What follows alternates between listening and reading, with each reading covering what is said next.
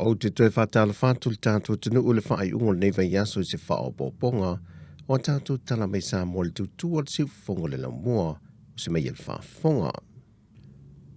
Wa whama vai alo ia mai a fionga i whai pule e tō lua, le fionga ale vena ale o le tūmalo whaleanta whaa, ma le fionga tuu ana se i leota mai le tūmalo si omo, mai le pāti sā tau wā mai ele whai ngā pālota le HRPP, ma wau la wha i loa manino i lau Tala, wa la fili a vei la ua masui whai pule tututo tasi. Nau la wha i loa mafua anga wa fili a ie wha ma vai melvang wha upo whai le HRPP. Wa mai ka winga wa le o wha kaisi le fukuia mo le mele, pe o iau. O le sa vali ai le vang whai i langa anga wakau lea o le ai, o le pui o ai aka ngaka. Aua whapenganga pi a solo a koa hulale. O isi o kulanga, ko silafia le kulanga le kaikai. Pea le kulanga ngā le, wa langonga i fo le loko vai e lango. Iongo le leo kulanga maoki mai le finga ngalo. O le fo isa vem pa le miema, o le fo wa vem kaikai o le kua ngai. Kai le wha ngawanga nga.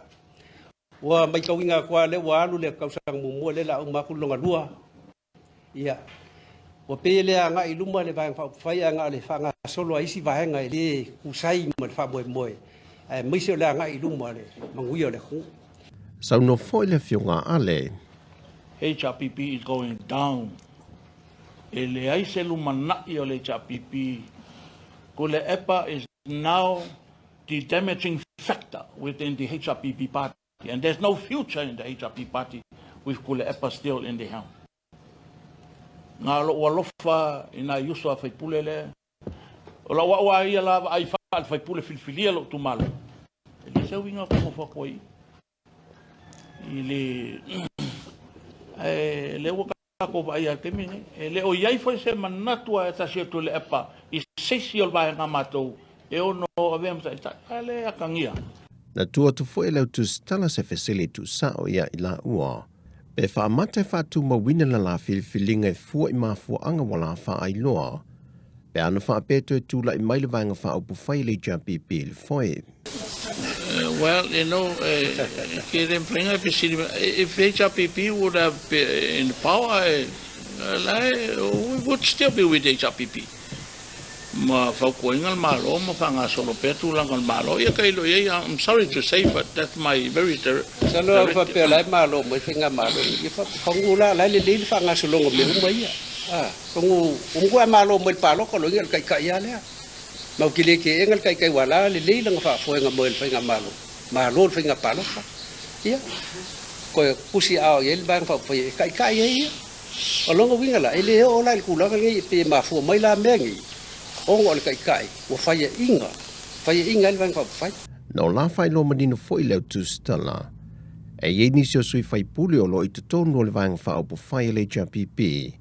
E tutuso o lanto whina ngalo, i le tūlanga pe o na la wha lia. Peitai, o lo tau mi o lanto langona. E le whai loe la ua se hao whai o i lanto wia. Peitai na whai lo manino le fionga ale vena ale. O loo iai sui whaipule e pei fo'i o ila ua. E se ainga sa ili se leni na whātou teia le sifa ma le kompania le SAP, na maua se leni e tolus furuafe tā la, na wha mea lofa tua ili sosa iete le ka nesa i Samoa, e fisoso ani le ana polkala me whaalawi lo le Pinktopa, e puia mai ele to telo le atuno, mai osa whainga le ka nesa mamale li wai. E wha maumonga ar ka nesa i Samoa mo se fulmale lua maasina taruai. Na wha loela na presidente le fionga sua John Ryan. E to se fulmale tolu ilanta wa maudu soifua le wha mai ar ka nesa le susu. Ai wasilia ma le fast fulu ilanta fau. Lea ua wha mawina wa fia. Wha afteia le fionga sua le fiso swani ma le angalelea ia company.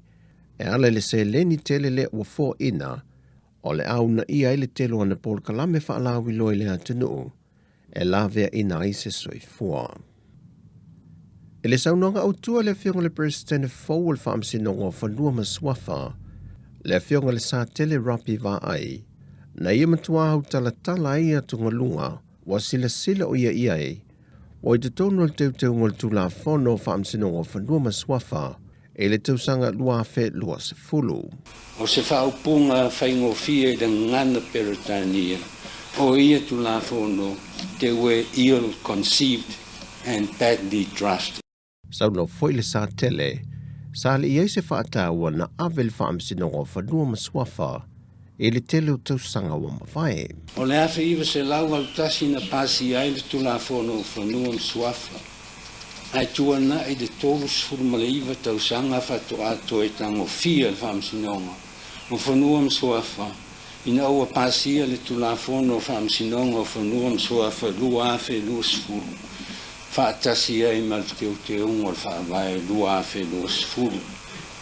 O tau si la fia mo o tau loa. E le o se whaata ua le mea na whai. Ai on tu la fono ua ngaonga le whaatupu de vesi. Ma le whaatino ina ngā luenga le whaamsinonga o whanua mswafu. Ma le whaatino ina ai ma le tautua sa tau na watu ma maua e le mamalu o le atino. E le toi fia tepala i tua i fita ma le vesi sa tula i mai. Ai o le mea manino e le ai ma se soani o ia tu la fono e le lua afe lua sfuru.